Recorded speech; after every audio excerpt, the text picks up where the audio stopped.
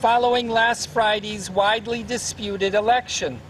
These detentions are part of an alarming and violent response by Iranian police to the popular demonstrations that have gripped Iran for the past week.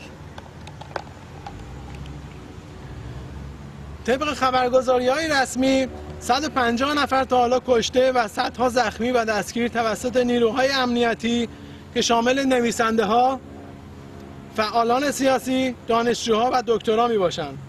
سیستم تلفن و سیستم اینترنت قطع و مردم را تهدید به ماندن در خانه میکنند.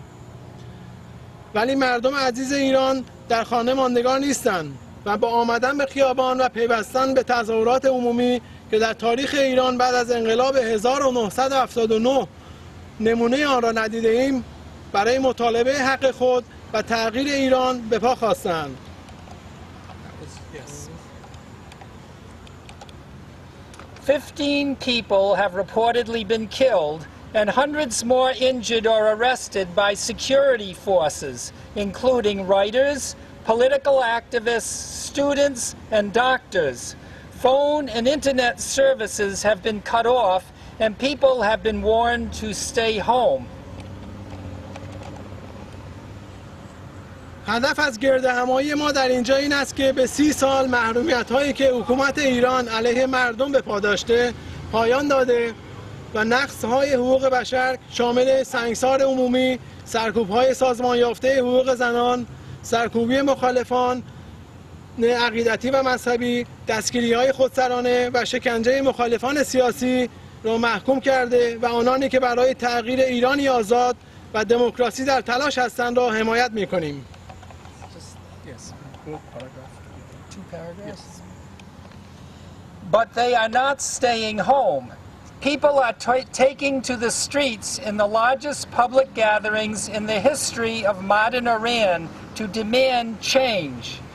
Together, we can end 30 years of state-sanctioned human rights violations, public stoning, systematic repression of women's rights, suppression of dissent, and the arbitrary arrest and torture of political opponents and those who speak out for change. هموطنان عزیز، به امید روزی که آزادی و عدالت در این خاک پاک ایران برقرار و ما بتوانیم با افتخار سرود ای ایران را که با صدای بلند بخوانیم و از ته دل بدانیم که این مرز واقعا پرگوهر است تا حکومت ایران قانون طبیعی حقوق بشر را که حق اولیه هر شهروند ایرانی می باشد را احترام بگذارد.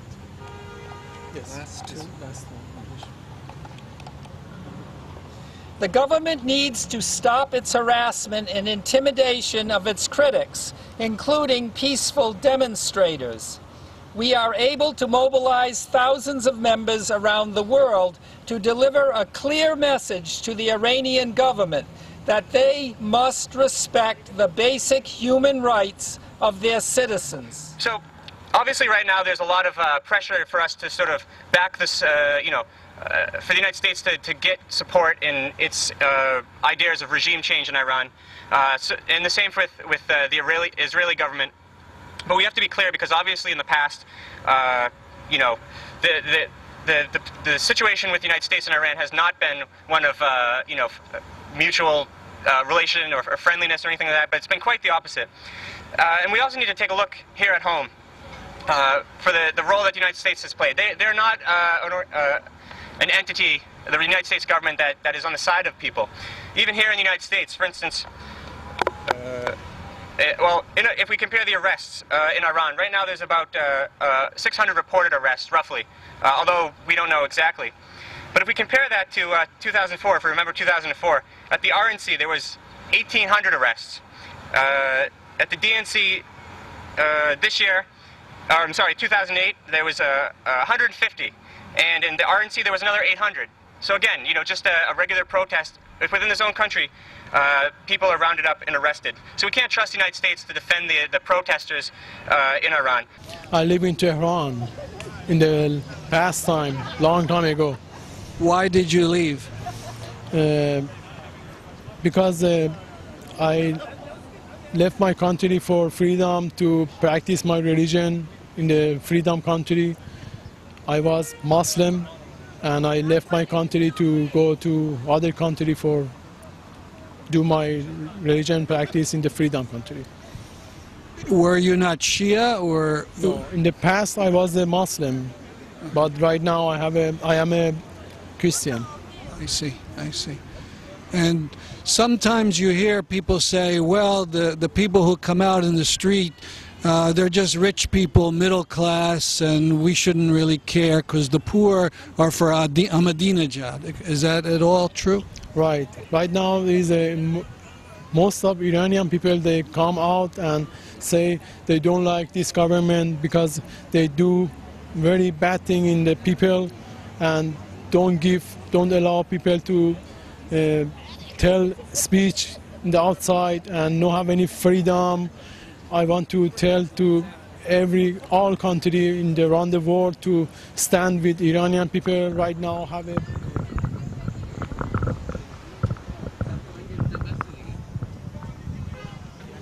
want to talk about perhaps the Palestine-Israel situation. People made remarks they don't want Israel to get involved.